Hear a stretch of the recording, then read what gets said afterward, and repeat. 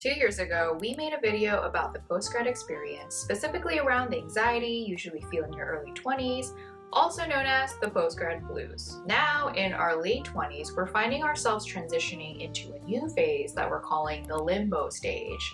So if you've ever asked yourself, is this it? Am I happy? And why is everyone getting married all of a sudden? Then you can probably relate. So let's break down what we're calling the limbo stage. In your early 20s, you probably experienced a sense of urgency where you felt like you had to be somewhere by a certain age. I think today we've transitioned away from the urgency, but more into existentialism. So postgrad is definitely when the panic starts to kick in because you're like, I have no idea where I should even be headed. But I think as you get older, the existentialism and the pressure of timeline hits because you're actually building realities now. You have more experience, which is good, but with those experiences, you also start to have higher standards of the things that you're looking for. And some of the questions that hit you are like, is this the career that I want in my life? Who am I going to end up with? But I've come to realize that with the preciousness of this time, I also start to really appreciate the present because there's almost a part of me that knows, dude, I'm really going to miss this time that's happening right now. So finding more joy in these day-to-day, moment-to-moment increments versus making these big evaluations of your present compared to your future, which can kick in more of the existentialism. In your early 20s, you probably went through some form of adult puberty. You know, that like awkward phase, like you don't know what you're doing, trying to get your shit together. Eventually, over time, as you figure things out, you may find yourself transitioning into what I call the lonely stages.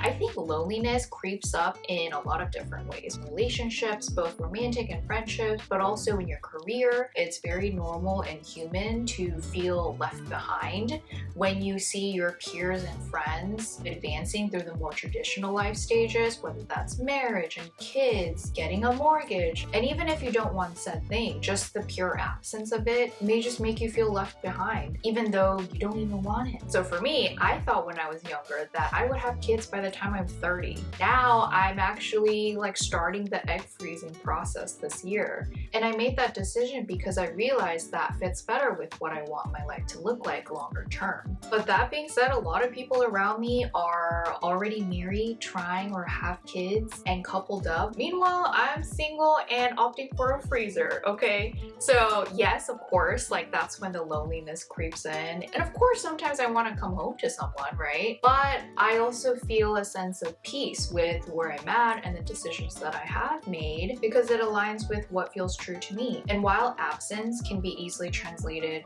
into loneliness, I also translate it into space and capacity. And remembering that space diminishes over time. I should cherish this time and the space that I have with myself because I'm sure that in the future, I will look back and miss it.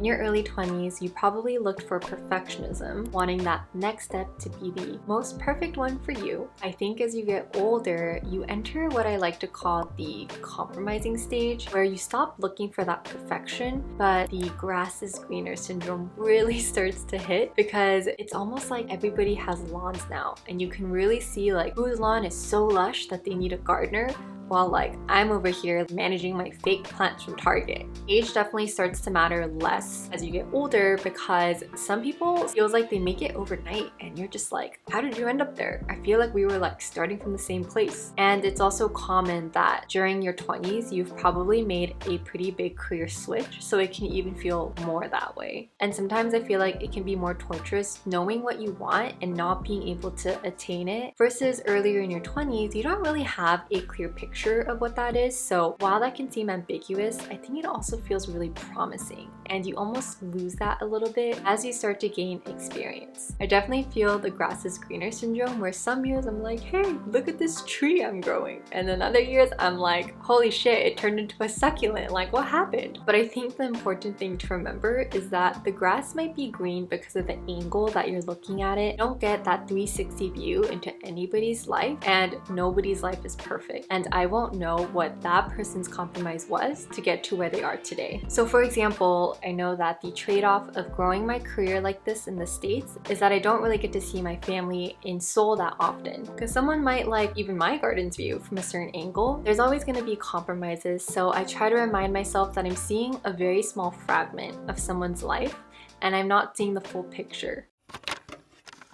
In your early 20s, you probably seeked validation, either because of insecurity or because you were just flailing about in life, figuring things out. Over time, as you kind of feel more grounded, gain that confidence, you start to look for quality. The way that you define quality is obviously subjective, but it's also asking yourself, do you want more or do you want better? And in your search for quality, you start to realize that you can't have it all.